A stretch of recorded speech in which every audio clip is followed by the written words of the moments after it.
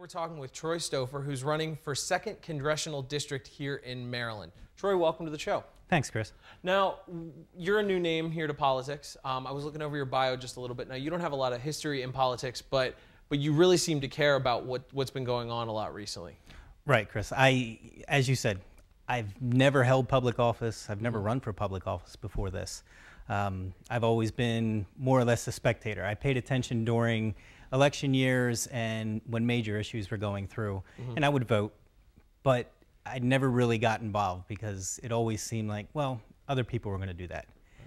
Well, over the past year, it got to the point where, all right, I need to do something. I can no longer sit on the sidelines and complain and not do something and expect someone else to take care of the problem. If I'm not willing to step up and do it myself, I can't expect someone else to do it. I think that's a great mantra to live by. I mean, you know, you can't sit, I think you said it perfectly, you can't sit on the sidelines and just expect things to get done. So I think it's really great that you're someone who hasn't been a career politician, who is really, you know, in a sense, the common man. I don't want to use, you know, the buzzwords like that, but I mean, it's true. You really are. Now, before we get into your excuse me, I'm sorry. Before we get into the issues, I want to talk a little bit more about you as a person. Now, you're not a Baltimorean originally, but you came here about, you said 10 years ago, right? 10 years ago. My wife was going to school at Towson University. We had gotten engaged. I was living in Philadelphia, and it was a lot easier for me to pick up and move to Baltimore so she could finish school than for her to transfer schools and go through all of that. So I happily picked up and moved away from the city of brotherly love down here to Baltimore, and we've been here ever since. Since then, we've got 3 children. Our oldest will be 6 in July. Our son, our only son, will turn 4 in April, and our youngest daughter will turn 2 in July. And then, as long as my phone doesn't ring today, our next edition will be here within a couple of days or a couple of weeks. Well, congratulations to you. Now, since you've been here in Baltimore, what have you been doing career-wise?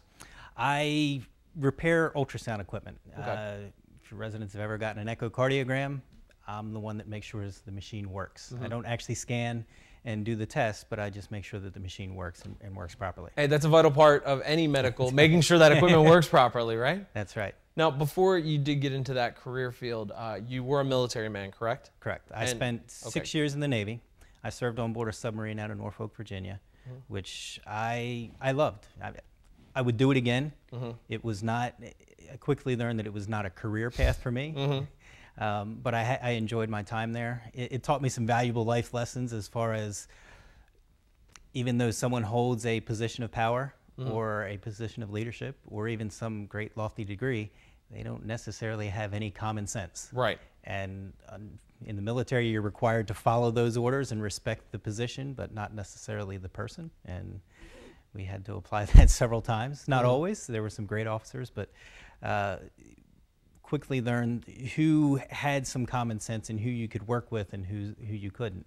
And sadly, that's what I see happening today in politics as well and in our government, is that most of the politicians that have been there for years, as I like to call them, a career politician, they've never worked in the private sector. All they've ever done is hold a public office.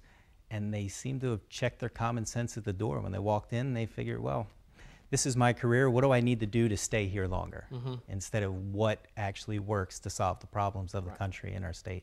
So you're hoping to kind of come in and kind of, I think as you put it in one of your, on your website, you talked about how you wanted to come in and kind of be the stain remover, kind of pull these career politicians that have spent their entire lives just worrying about their political career, and you really want to try and make a difference here in the 2nd Congressional District of Maryland. Right, because currently Dutch Ruppersberger holds the seat. He's been there since 2002, and when he served on the county council and as county executive, there were some things I could agree with him on, politically and ideologically. You could basically count on him to make some common sense decisions. Couldn't always agree with him on everything, but there were a lot of issues that we came together and we could agree on. But since he's gone to DC, he's turned into one of the career politicians down there, where they seem to forget that in our own household budget, you can't spend more than you make. But yet down there in DC and in Annapolis, for that matter, they seem to have forgotten that. And, well, that's why we have a $1.5 trillion deficit last year. It's why we're 13 or 14 trillion dollars in debt, which will affect everyone in the form of either higher taxes or they have to cut services or whatever. And in the long run, it just makes sense. You don't spend more than you make. You don't give away programs that you cannot fund. So that's the main focus of where we're trying to go with all of this. Now, one last thing I want to touch on real quick before we talk about some of the issues. Now, a lot of our residents may not necessarily understand what it means to work for the 2nd Congressional District. So explain a little bit about what, if you are elected, what this will entail for you.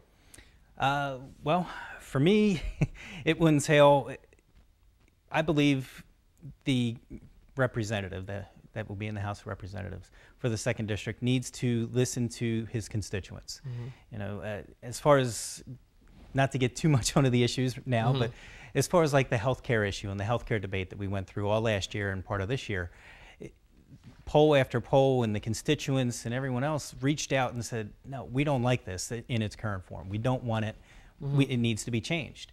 But yet the politicians in D.C. and Dutch Ruppersberger, for example, voted for it, saying that it met their expectations. But now we're coming to find out it's going to cost more. It's going to do everything that we all said it was going to do, but they denied it. And it's like, well, if you would have listened to the constituents, we would have told you. Now, I also want to add on to that, because in the United States, we also are governed by the Constitution of the United States. So it's not just, okay, if all of my constituents say everyone will wear blue on Mondays and that is what we're going to do, well, the Constitution does not allow for that. So if the will of the people and the constituents line up with what the Constitution says we can do as legislators, then yes, that's what we need to do. What do you think of the residents that not just here at Oakcrest, but in the entire 2nd Congressional District? Why do you think that this is, you know, it's important that you represent them? Well, I think it's important that that I am elected into this position, because we need to return the government to the people. We've gotten to a point in our history where we've developed an entire political industry, where if you're not part of the politically connected or the political elite in our country, you really don't have a say, where the people may cry out and say, we don't want health care, we don't want this, we don't want that, but yet the politicians in D.C. will look down at us and say, no, we know better than you. We can take care of you better than you can take care of yourself. So no, we realize you don't like it, we're going to do it. And that's wrong. They've forgotten where they came from, who they represent, and what gives them their roles and duties and responsibilities as far as the Constitution. So just out of curiosity, you don't say that everything that the government's doing is 100% wrong. No. But you feel as though, you know, the constituents, our residents, I guess in a sense, deserve the voice. Right. They deserve a voice in Washington that is going to listen to them and not to either their political party and their political leadership or whatever a lobbyist may have them want to do. I've said this a lot over the past several months. I'm not a career politician. I've never wanted to be, and nor will I be. I'm going down there to change the face of Washington and to change the face of government and give it, basically to bring common sense back into government and return it to the people. And as we talked earlier, I have a full-time job. I'm not looking for a new career. I've already got a job. Obviously, if I get elected, that job will be put on the back burner. Take a little hiatus. Yes, Understood, it will. Yeah. Yep. And then we'll go back to it after I'm done. Okay. Now, I guess the biggest thing about a politician is knowing the issues and knowing you know, where you stand on some things. So let's talk a little bit about some of the big issues that you feel strongly about. Now, I was taking a look at your website a little bit, so I did look at some of the things that you feel strongly about. And first off, one thing that's been a huge topic in the last couple weeks is national security. Right. Specifically looking at illegal immigration, which is some may consider as a major issue here in the United States, with a lot of Mexican immigrants coming up. Arizona passing laws that a lot of people are calling unconstitutional, and rumblings that I've heard that Maryland may be looking to do something similar. Now, what are your feelings on, you know, national security and illegal immigration?